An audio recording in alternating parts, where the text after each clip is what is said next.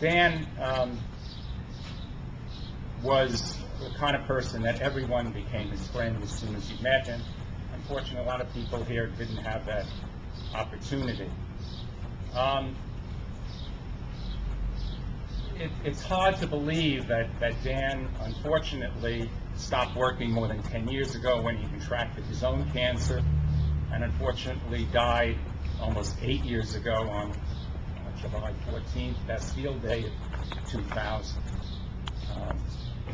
Unfortunately, we probably didn't give him as much credit, and his friendship, unfortunately, is never as strong as after he's gone, and one can sit back and remember just how really a good person he was and the service that he gave to the community, which has only grown with time.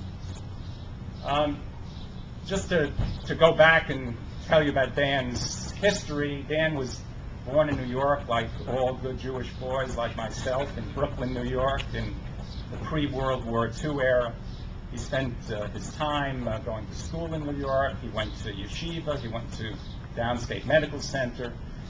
And then after a year of internship and residency in New York, he spread his wings and went out to Stanford, California.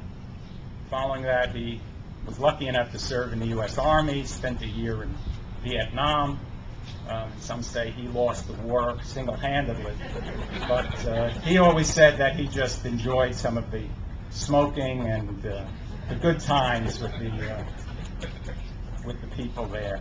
After that, Dan wound up in Salt Lake City, Utah, probably the first Jewish boy ever to go to Salt Lake City, Utah, and maybe the last Jewish boy to go to Salt Lake City, Utah. We still have a picture of Dan with these two other fellows. Dan was not short. Dan was 6'2", and these fellows were about 7'5", had blonde hair, and looked like something out of a basketball team.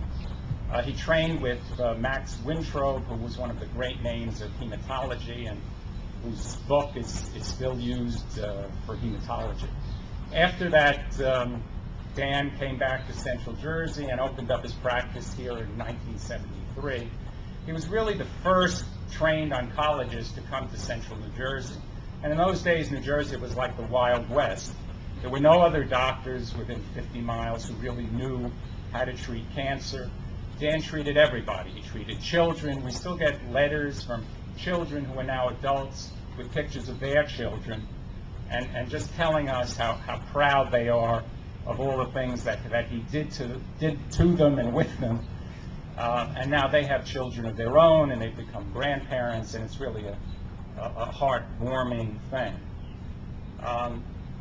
Dan was always something more to his patients than being a doctor. He was their friend. He was their advocate.